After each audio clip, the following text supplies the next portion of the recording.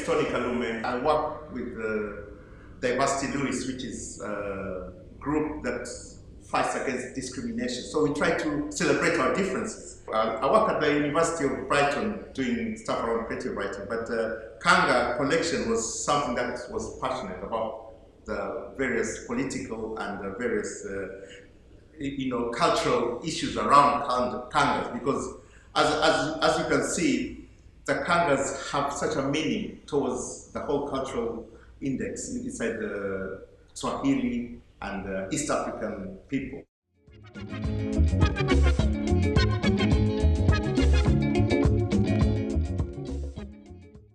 Welcome to a bite-sized talk at the Brighton Museum. We're going to talk about Kangas, which are clothes that come from Africa, and this is a tradition that goes back to the 18th century when the first Kangas were actually written in Arabic. And people couldn't read them, but people liked the way they were, and they were just basic white dotted things. It was just white cloth with dots on it. And the funny thing, the name Kanga comes from the guinea fowl, meaning that you look as pretty as a guinea fowl. That's why they're called Kangas. But then the Portuguese used to call them lenços, which lenços in Portuguese means handkerchief. So the people during the 18th century, they used to buy these lenços from the Portuguese, and then they used to sew them together and make a big cloth where you can wrap it. But usually they're used as just for head wraps. So lenços has retained that name till now. So when you go to some places, people don't call it Kanga, they call it lenço. So you've got two names already in the mix. So we come to the 19th, 18th century, and the Arabic wording started fading out. People were speaking Swahili. So it became like no more Arabic writings. They started using Swahili words.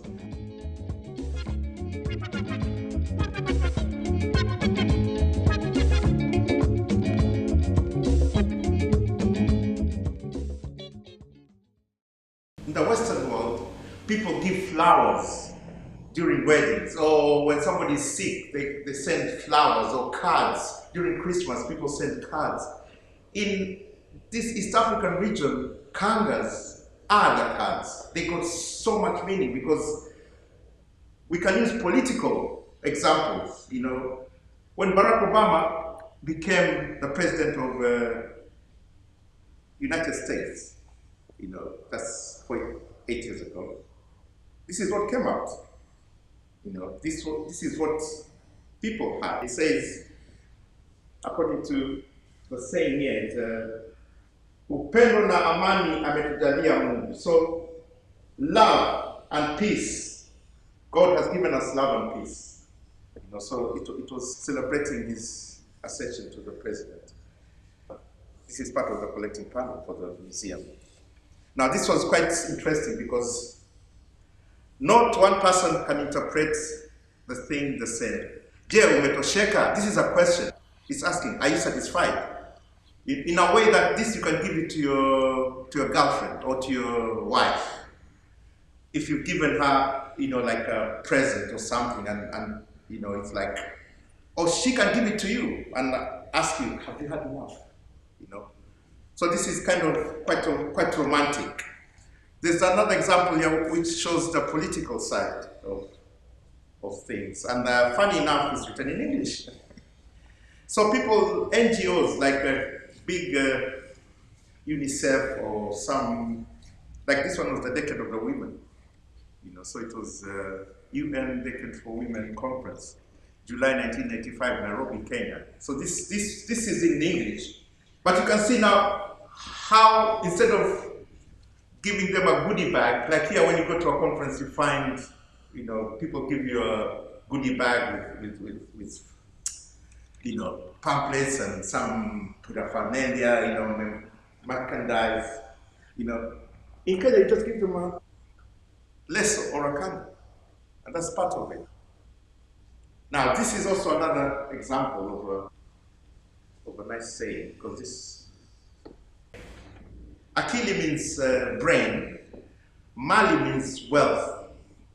But at the same time, Akili can mean common sense, and Mali can mean money. So most people, like, when you want to get married, you have to give a dowry. So there are things you can give to your mother-in-law, but there's some things like that one that I was saying. Have you had enough? That one is a bit rude, because it's like, what have you given your mother-in-law so that she can have enough? So there's some that you don't give to your mother-in-law. There's some that, yeah, you can give to your sister, your daughter, and it's political.